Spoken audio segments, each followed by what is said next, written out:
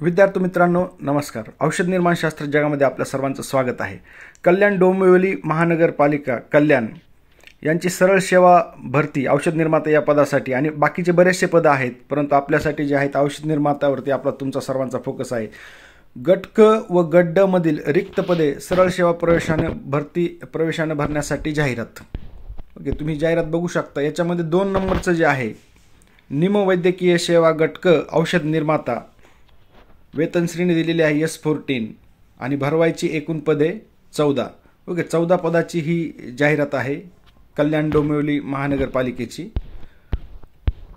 पूर्णपणे सविस्तर जाहिरात ही ऑफिशियल वेबसाईटवरती अवेलेबल आहे महापालिकेच्या. त्यासोबतच ऑनलाईन ॲप्लिकेशन कालपासूनच चालू झालेले आहेत. तुम्ही बघू शकता इथं तपशील अनुक्रमांक ऑनलाईन पद्धतीने अर्ज नोंदणी सुरू करण्याचा दिनांक 10/6/2025. ऑनलाईन पद्धतीने अर्ज सादर करण्याचा अंतिम दिनांक 3 जुलै 2025. शुल्क भरण्यासाठी अंतिम दिनांक 3 जुलै 2025. आणि हॉल तिकीट जे आहेत प्रवेशपत्र 7 दिवस अगोदर एक्झामचे अवेलेबल होतील. आणि ऑनलाईन परीक्षेचा दिनांक तुम्हाला संकेतस्थळावरती किंवा हॉल तिकीटच्या माध्यमातून इन्फॉर्मेशन कळून जाईल की कधी एक्झाम आहे. कल्याण डोंबिवली महापालिकेच्या संकेतस्थळावर उपलब्ध असेल ऑनलाईन परीक्षेचा दिनांक. ओके,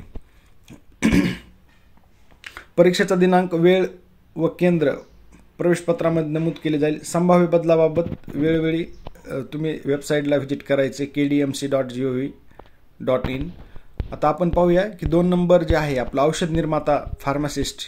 टोटल 14 व्हॅकन्सी आहेत.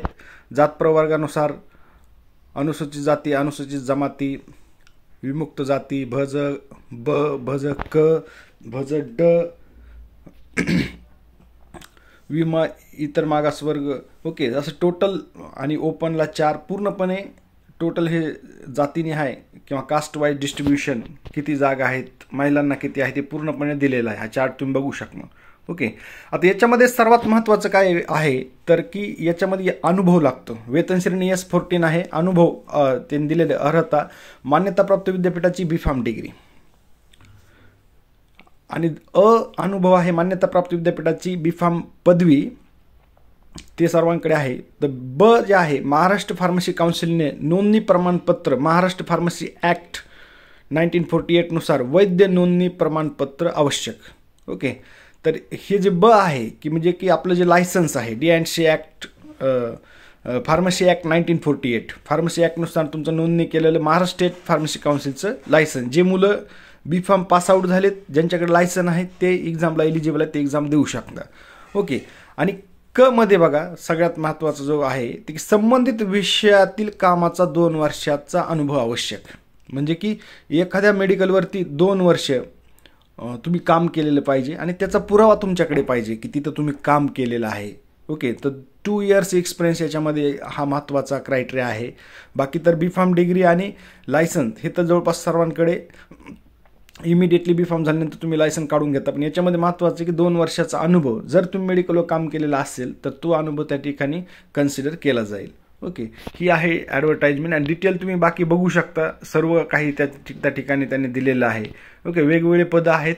ही ॲडव्हर्टाइजमेंट तुम्हाला डिटेलमध्ये ऑफिशियल वेबसाईट जी आहे कल्याण डोंबिवली महानगरपालिका त्याच्यावरती अवेलेबल आहे. Okay, thank you.